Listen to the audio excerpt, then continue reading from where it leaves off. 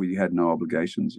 We'd fulfilled all our contractual stuff, and so we really didn't have any pressures at all. And we really waited until we wanted to make an album, until we sort of had felt the urge to do it. And it's great when you don't have the pressure that you can just you're doing it really after so many albums or so many years, just to kind of have that really waiting for that itch to get out, to start writing and getting back into it.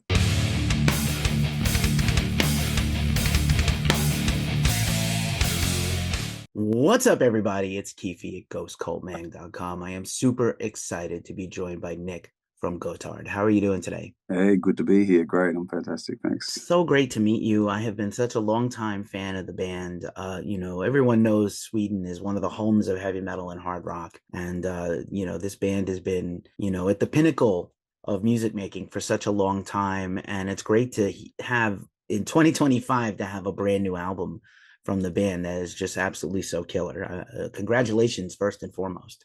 Oh, thank you. Yeah, no, thanks. It's been a while since we made an album, so it was kind of time to do it again, Right.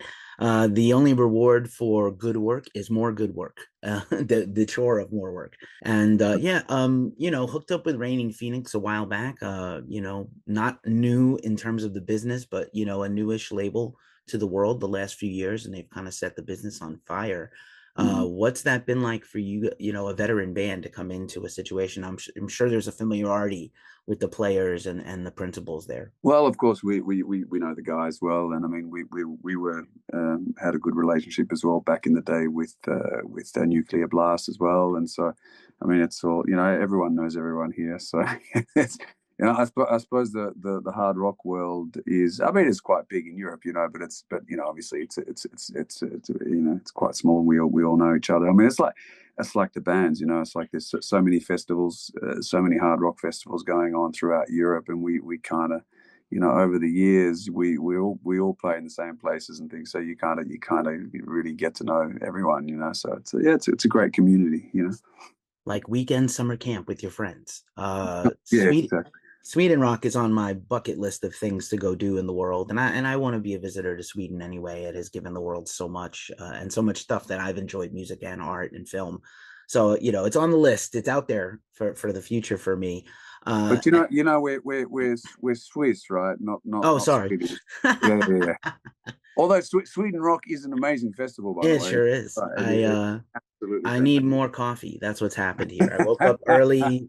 But I tell you what, so many people confuse Switzerland with Sweden. Don't worry, Oh, that's terrible. I do actually. We were just. I was just talking about going to the Giger Museum in Switzerland. Right. So I do know my Swiss from my. You do know, yeah. Oh, me! What am I going to do with myself? That's a good one. Once in a while I make a mistake. I tell you what, the funniest thing we had once, we did that those cruise shows, those cruise. What was that? I think the first one we did was the 70,000 tons of metal, and then the other one was I guess the Monsters of Rock one or something.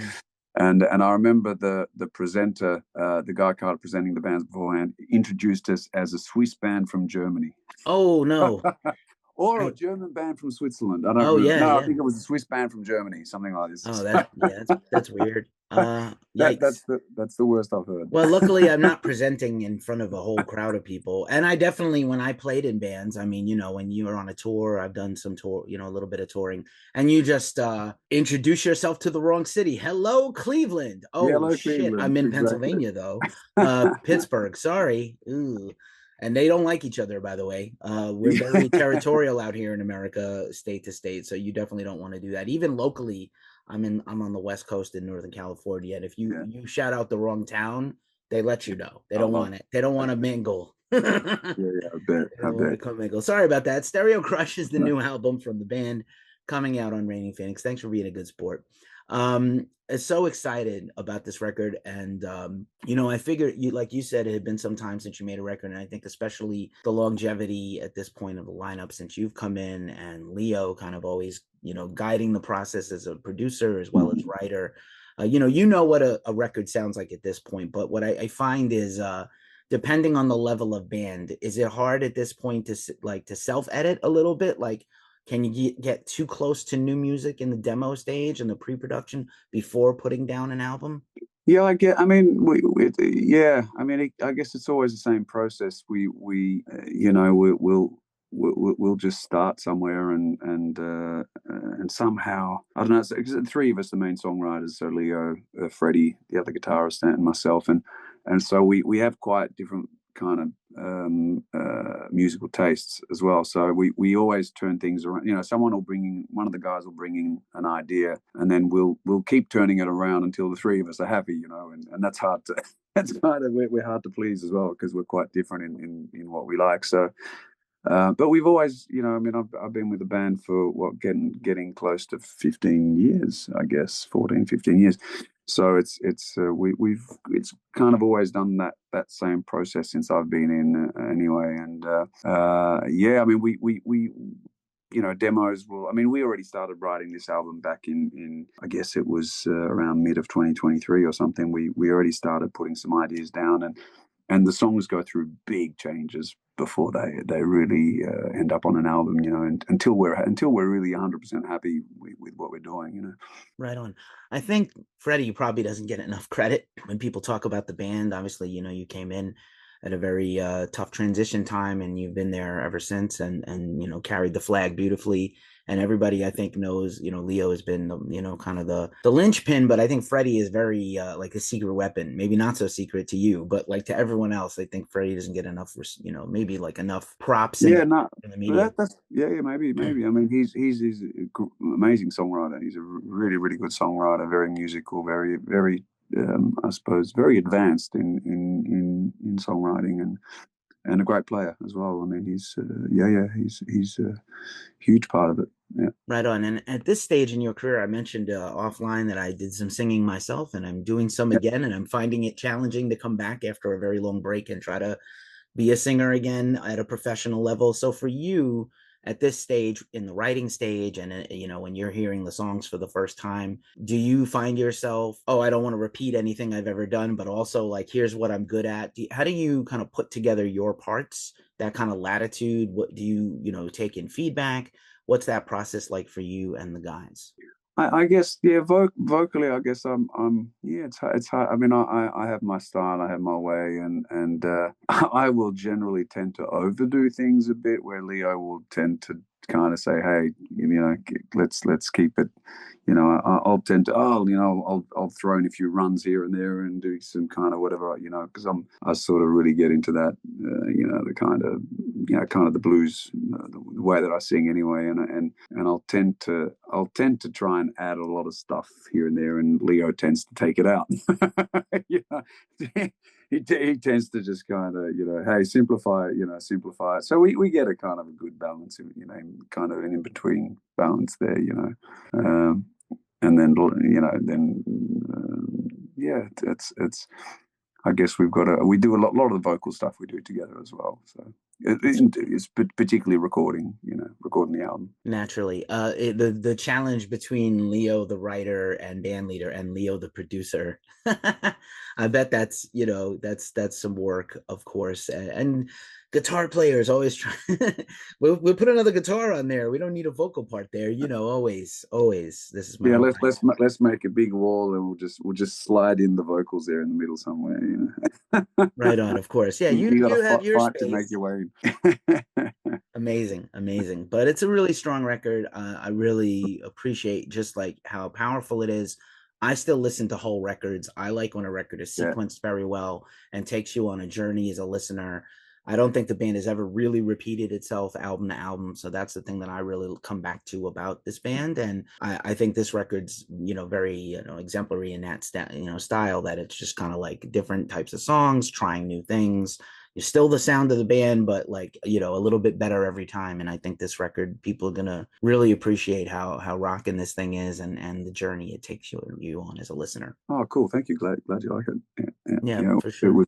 It was yeah. I mean, we I think one of the good things that we had with this one is because we hadn't done an album for quite some time, and we didn't have any pressures either from. I mean, we were, before that we were with Sony Records, and we got a couple of albums done there, and so we were we had no obligations, we'd fulfilled all our contractual stuff, and so we really didn't have any pressures at all, and we really waited until we wanted to make an album, until we sort of had, felt the urge to do it, and I think it's a good, it's great when you don't have the pressure that that you can just you're doing it really after so many albums or so many years, just to kind of have that really waiting for that itch to get out, to start writing and getting back into it.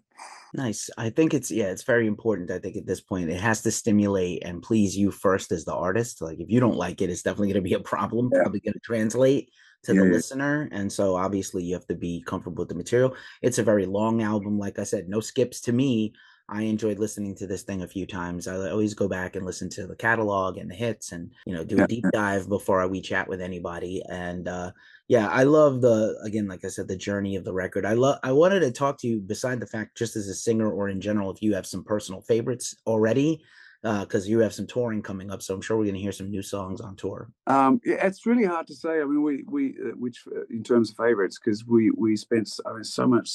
We heard the songs millions of times, obviously, and we were very involved in the mixing process as well. So it's just, I mean, you've heard the songs a millions of times, but.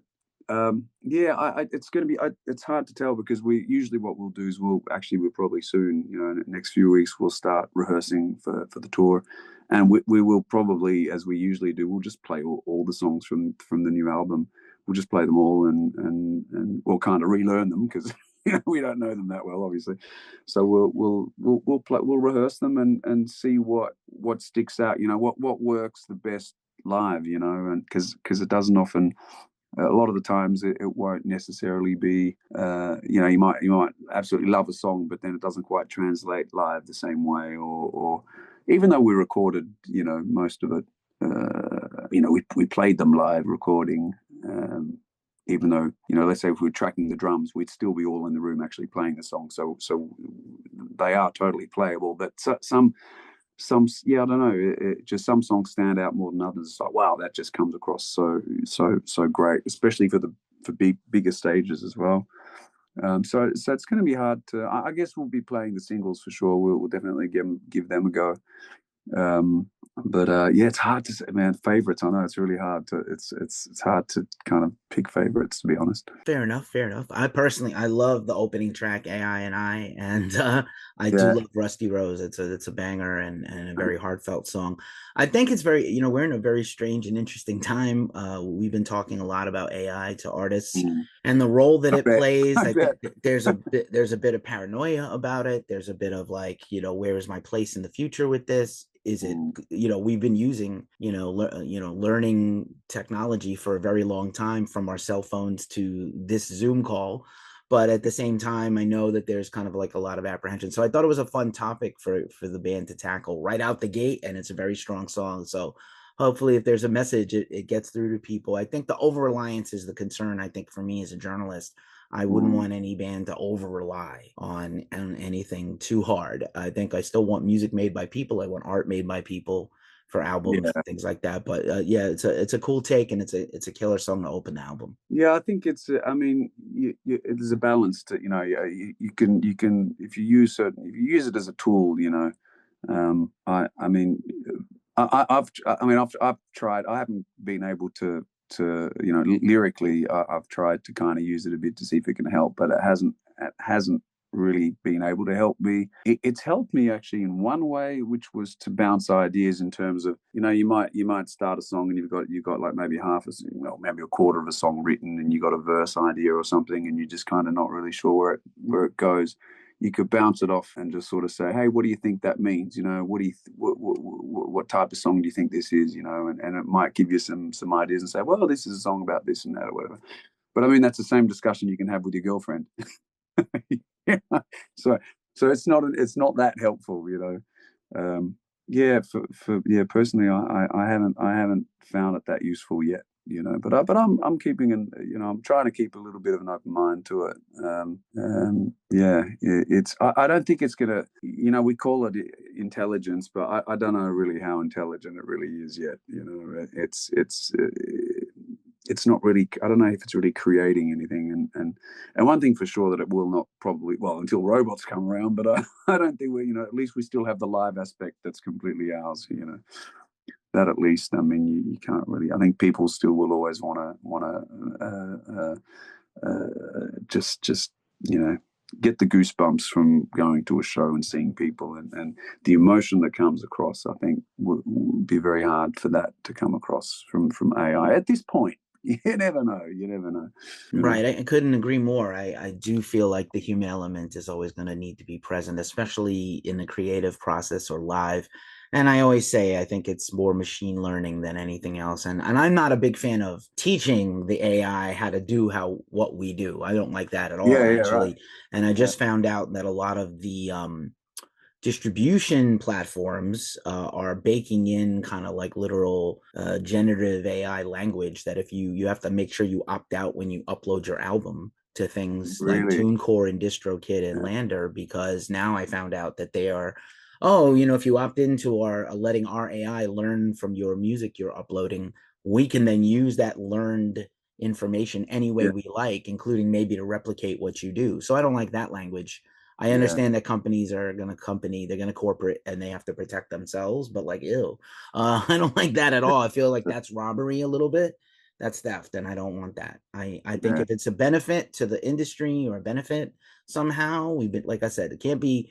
I mean, musicians are the ultimate original technologists, right? Like we learned, like a guitar became a guitar because we needed to take an acoustic guitar and amplify it for a hall. Like that's how that's the purpose it served. We get to yell into an electric stick because we need people to hear it in the back row or the back of the festival grounds. Yeah. But at the same time, I don't want it taking away from the beauty and the power of art, right? Yeah. I mean, exactly as you say, we've always been we've always used technology, and let's see where this one goes. But I mean, and the other thing, I mean, as you know, every time a new technology comes in, from what was it, back to vinyl to tape already, that was, cassette tapes. It was like, oh, everyone's ripping it, ripping the recording the albums, and then of course the MP3 thing, and that's, I mean, it's so we've always lost. We've always been the kind of at the losing end, musicians in that sense. So it's but we adapt. We're always adapting. Somehow. I never thought vinyl was going to come back after the 90s and Yeah. CDs and then MP3s and stuff. I have one of these on my desk still, an iPod somehow with a bunch of songs on it.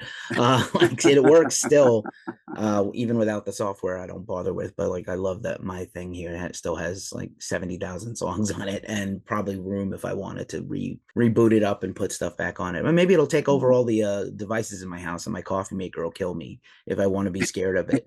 I don't know, it'll poison me with my morning cup. But yeah, I think it's a good time for bands that are, making music. And again, I love hearing that you guys had the opportunity to come in at, kind of at a good place and not pressure or anything like that. So that's really good. And, again, with Leo, you have kind of your way of working for a long time. So it's very good to have that consistency. A lot of bands don't have that person that can be a leader and, is what the vision of the band is. That's important. I think it's probably something that younger bands could pay attention to and maybe learn a little from. Yeah, but I think, as you say, I mean, he's been, we're going to have, different ideas and different, kind of creative, we'll come in with some different things for songs and whatever, and he'll kind of bring it back to the center a bit where, where the band is. I mean, he's got a good instinct for that. So whereas Freddie and I'll tend to just kind of be left and right, and he'll kind of bring it in. So yeah, absolutely. Yeah. But I mean, the other thing is it's a game about, it's all about time and how many years and years and years you it's a lot. It's the long game, with the band, and the longer you're there, the longer you're doing it, the longer you're active, and and it takes time. It takes a really long time. It's not a quick thing. Right on. When you're not making music, what kind of music is your favorite music to listen to at home or around the house? I don't really listen to much music anymore, to be honest. I think, especially when we're spending, when you've just spent so much time writing, I spend way more time just writing and working on what we're working on, and I mean, I'll even switch on the radio sometimes and listen to just pop or whatever, or whatever the local radio is playing, or if I'm in the car or whatever. But I'm not really. Of course, if some new friends of mine are releasing albums or whatever's going on, then I had lately was Mark Storace from Crocus. He released his album, listening to that. Yeah, just whatever's. Actually, I found myself. What was I listening to lately? Yeah, I found myself listening to the old Soundgarden stuff, which is really cool. Yeah, right. That's one of the latest things I did. Just YouTube and some Chris Cornell stuff, and yeah, he was magical. He had such a great depth of talent. Could do any kind of song. I've definitely played my hand attempting to do some Cornell, and I'm like, can we pitch this down like two whole steps so I can hit anything close to his notes? But he had a magical quality to him. I always compared Chris for the early part of his career very similar to Robert Plant, like a wild, untrained talent. And then as he got older, he got so like better and better and better, which is usually not the case for most singers because our instrument takes a beating. Out of curiosity, what was the first song you remember ever hearing that made you want to sing? Do you know what that is? Actually, Hell's Bells from AC/DC was when I was a kid. Like when I heard that, and it just kind of up until that point, I wasn't really a huge music fan, or I mean, I played piano like when I was really young. My dad's a piano player, so I've always been musical in that sense. But I was never like really into anything like crazy until I heard that. Like one day on the radio, this Hell's Bells came out, and I was just like, what the hell is that? And that just completely, that was it. From that moment on, I must have been, I don't know, I think I was about 11 years old or something, and I heard that, and that was it. That was the pivotal moment, But I was actually into guitar. I became a guitarist first, and it wasn't until a few years later when we needed a singer, and I was living in Switzerland at the time, and I was the only one that could speak English, right? And we wanted to sing in English, and so I just temporarily, took up singing, and then I just kind of stuck, Nice work. Hard to believe that record is 45 years old this year. I'm so it's like kind of put a chill into me a little, like, and still sounds like so good. It's just great band. Mutt Lange on production, phenomenal stuff. Just the last question, because I love to end these with a wild card question. I love to see a room full of guitars. What is your favorite guitar in the room there with you? Probably my White Falcon, I'd say. I got my hang on, I'll bring that here. It's just behind me. This is one of my White Falcons, but this is my 70s. I think it's a 78. Yeah, 78 White Falcon. Love this thing. Absolutely love it. Nice work. I think Neil Young played one of those, if I'm not mistaken, and probably one of the guys in the Eagles, probably Don Felder. Good stuff. I'll tell you what. I got while we're on guitars, this is the last thing I bought myself for Christmas about 2 years ago. Oh, beautiful. This beautiful, it's a 68 Tele. Beautiful. Love this thing. Yeah, I think this is actually the best sounding guitar I have.